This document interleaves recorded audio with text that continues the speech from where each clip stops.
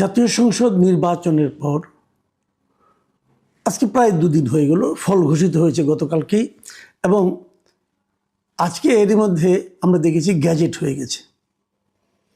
এবং গ্যাজেট প্রকাশের পর নিয়মটা হলো 3 দিনের মধ্যে শপথ পড়াতে হয়। শপথ পড়ানোর পর সরকার গঠন হবে, কে কে মন্ত্রী হবেন না হবেন সেটাও আমরা জানতে পারবো। আমরা সবাই জানি যে বিজয়ী দল বিএনপির যিনি প্রধান নেতা জনাব তারেক রহমান, তিনিই প্রধানমন্ত্রী পদের জন্য একমাত্র প্রার্থী, এবং এটা বলে দেওয়ার অপেক্ষা রাখে না, সবাই জানেন যে উনি প্রধানমন্ত্রী হচ্ছেন। ওনারটা নয় বোঝা গেল, অন্য অন্য মন্ত্রী কে হবেন, অথবা রাষ্ট্রপতি যিনি আছেন বাংলাদেশে, ওনার কিন্তু আরও কিছুদিন মেয়াদ আছে। উনি কি সেই মেয়াদ পর্যন্ত থাকবেন, নাকি ওনাকে সরিয়ে দেওয়া হবে এবং বিএনপি নতুন করে কাউকে রাষ্ট্রপতি বানাবেন? এই প্রশ্নগুলো কিন্তু জরুরি।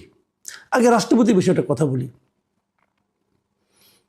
যিনি এখন রাষ্ট্রপতি আছেন উনি আওয়ামী লীগ সরকারের রাষ্ট্রপতি ছিলেন, এবং যেহেতু আওয়ামী লীগ সরকারের একটা অস্বাভাবিক প্রক্রিয়ায় পতন হয়েছে, মানে আওয়ামী লীগকে ফ্যাসিবাদী সরকার হিসাবে বিবেচনা করে এদেশের মানুষ তার পতন ঘটিয়েছে, সেই ফ্যাসিবাদী সরকারের যিনি রাষ্ট্রপতি তার প্রতিও কিন্তু সে ধরনের মনোভাব প্রকাশিত হতেও পারে, হওয়াটা অস্বাভাবিক কিছু না। কিন্তু ইন্টারেস্টিং হলো, গত 1.5 বছরে এই রাষ্ট্রপতিকে অপসারণের জন্য নানা ধরনের চেষ্টা করা হয়েছিল। সেই সময় বৈষম্যমূলক ছাত্র আন্দোলন যারা ছিল তারা চেষ্টা করেছিলেন। অন্তর্বর্তীকালীন সরকার যেটা ছিল, সেই সরকারের যিনি প্রধান ডক্টর ইউনূস, উনিও তার সঙ্গে নানাভাবে অপমানসূচক আচরণ করেছেন। কারণ সাধারণত একটা নিয়ম থাকে যে সরকার প্রধান বিদেশ থেকে ভ্রমণ করে এলে, বিদেশ কোনো সফর শেষে দেশে ফিরে রাষ্ট্রপতির সঙ্গে দেখা করেন, যেটা এই অন্তর্বর্তীকালীন সরকারের প্রধান একবারও করেননি। বাট অন্তর্বর্তীকালীন সরকার যতগুলি সিদ্ধান্ত নিয়েছেন, সরকারি আইন করেছেন, অধ্যাদেশ করেছেন, সেগুলি কিন্তু অধ্যাদেশ আকারে রাষ্ট্রপতির কাছ থেকে এসেছে। মানে তারা রাষ্ট্রপতিকে ব্যবহার করেছেন, কিন্তু তাকে সম্মান করেননি। হতে পারে যে উনি হাসিনা সরকারের নিয়োজিত রাষ্ট্রপতি, এই জন্য তাকে অসম্মান করে ওনারা এক ধরনের আমোদ পেয়েছেন। কিন্তু যখন কেউ একজন রাষ্ট্রপতি হয়ে যায়, তখন কিন্তু উনি কেবল কার মাধ্যমে কিভাবে নির্বাচিত হলেন সেটা থাকে না, তখন কিন্তু ওনাকে সম্মান করা মানে ওই চেয়ারটাকে সম্মান করা, ওই পদটাকে সম্মান করা। এই কাজটা আমি দেখেছি বিএনপির মধ্যে ছিল।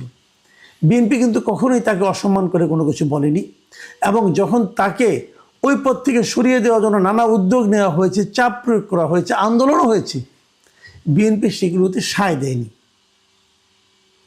ওনাকে সরিয়ে দেওয়ার ব্যাপারে বিএনপি সায় এতদিন দেয়নি, কিন্তু যখন বিএনপি এখন নিজে সরকার করবে তখন কি করবে?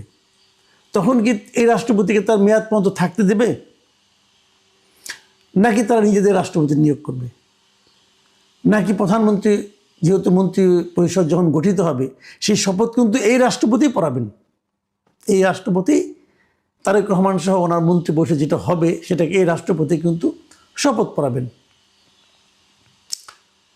মাঝখানে একটা নিউজ দেখেছিলাম, রাষ্ট্রপতি বলেছিলেন যে যদি বিএনপি চায় যে তারা অন্য রাষ্ট্রপতি নিয়োগ করবে, তাহলে উনি সেই জন্য বাধা হয়ে দাঁড়াবেন না, উনি নিজেই সেখান থেকে সরে যাবেন।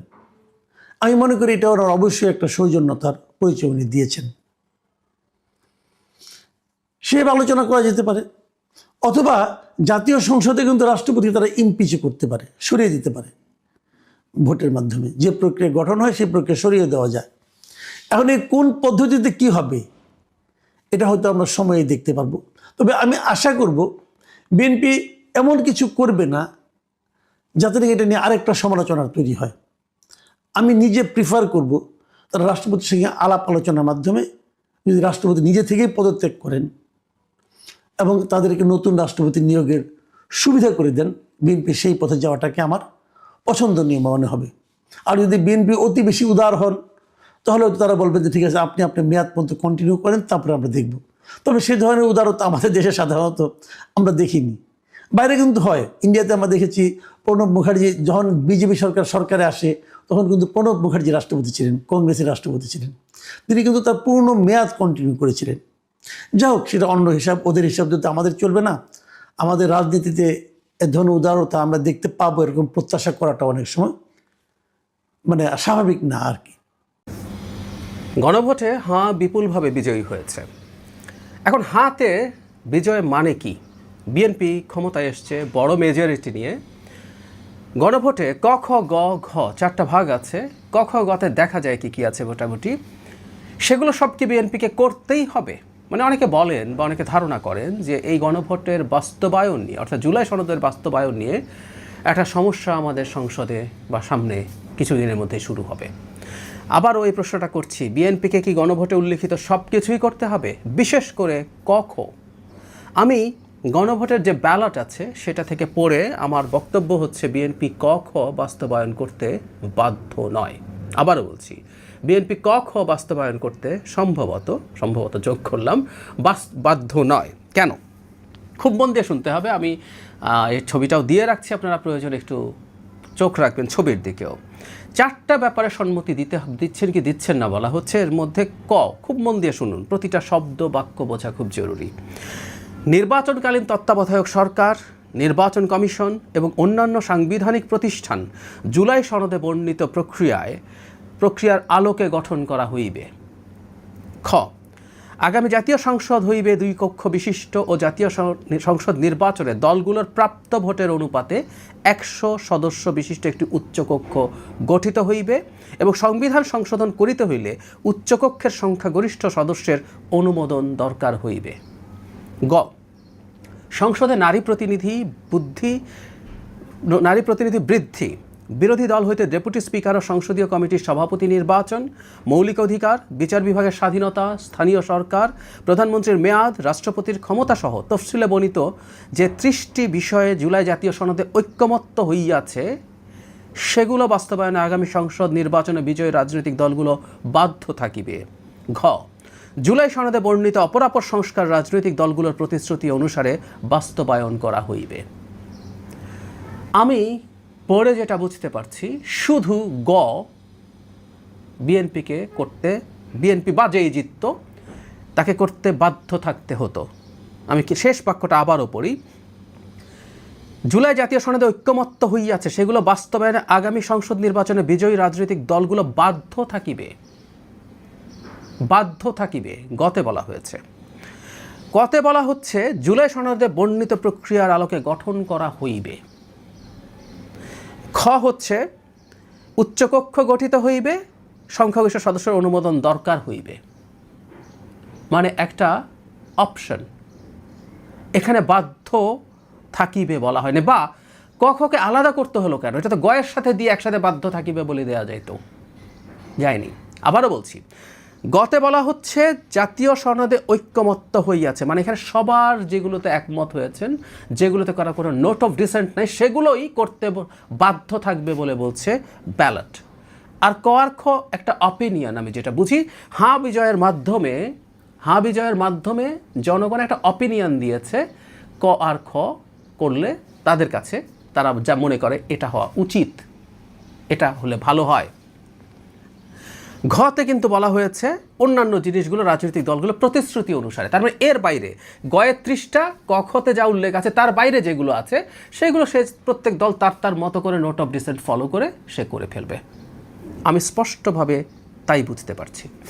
তার মানে এই ব্যালট যেটা দেয়া হলো এটা সুচিন্তিতভাবেই দেয়া হয়েছে, আমি মনে করি, যেখানে ক আর খ এর ক্ষেত্রে কোনো বাধ্যবাধকতা নেই, যেটা গতে আছে। আমি আবারও বলছি, আপনারা দেখুন এবং আপনাদের যদি কোনো ভিন্ন মত থাকে আমাকে জানাবেন। সুতরাং আমি মন্তব্যে এটা লিখবেন প্লিজ। তার মানে আমি যেটা বলতে চাইছি, আগামী সংসদে গণভোট রিলেটেড যে জটিলতার কথা বলা হচ্ছে, বিশেষ করে ক আর খ আসলে সেই জায়গাগুলো যেগুলো বিএনপিও চায়, কিন্তু বিএনপি কিছু কিছু জায়গায় নোট অফ ডিসেন্ট আছে। কত যেমন তত্ত্বাবধায়ক সরকার আছে, তত্ত্বাবধায়ক সরকারের ব্যাপারে তার কোনো দ্বিমত নেই, কিন্তু তত্ত্বাবধায়ক সরকার গঠন প্রক্রিয়ার একটা পর্যায়ে তার নোট অফ ডিসেন্ট আছে। উচ্চকক্ষের যে প্রপোর্শনাল রিপ্রেজেন্টেশনের কথা বলা হচ্ছে, সেটা বিএনপি প্রপোর্শনাল রিপ্রেজেন্টেশনের মাধ্যমে করতে চায় না, তার নোট অফ ডিসেন্ট আছে। কমিশনগুলোর মধ্যে নির্বাচন কমিশন ঐক্যমত্য আছে, কিন্তু অন্যগুলোর ব্যাপারে তার নোট অফ ডিসেন্ট আছে। এই জিনিসগুলো যদি আমরা একত্র করি, বিএনপি এগুলো সবসময় বলেছে, আমি বহুবার এই আলোচনা করেছি, সমালোচনা হয়েছে বিএনপির, কিন্তু বিএনপি এই জায়গাগুলোতে স্টিক করেছে এবং বিএনপি বলেছে সেই নোট অফ ডিসেন্টগুলোকে মান্য করতে চায়, এমনকি জুলাই জাতীয় সনদের আলোকেই সে সব কিছু করবে। তো জুলাই জাতীয় সনদে তো নোট অফ ডিসেন্ট আছে, বিএনপি তার নোট অফ ডিসেন্ট ছাড়া বাকি কাজগুলো সংসদে করবে এবং যে গণভোট হয়েছে, যেটা রায় হয়েছে, তার সাথে এটা কোনোভাবেই কনফ্লিক্ট করে বলে আমি মনে করি না। ভাষাগতভাবে আমি এটাই বুঝতে পারছি। আমি আবারও বলছি, এটা যদি সিরিয়াসলি চিন্তা করা হতো যে সবগুলোই বাধ্য থাকবে, তাহলে গ আর ঘ থাকলে, মানে ক আর খ দুটো থাকলেই হতো, গতে যা আছে তার সাথে ক আর খয়ের জিনিসগুলো যোগ করে দিলেই হতো। সেটা করা হয়নি, সেটাকে আলাদা করা হয়েছে। সুতরাং আমি বিশ্বাস করি গণভোট নিয়ে এবং বিএনপির যে স্ট্যান্ড সংস্কার নিয়ে, তার সাথে কোনো সাংঘর্ষিক পরিস্থিতি নেই।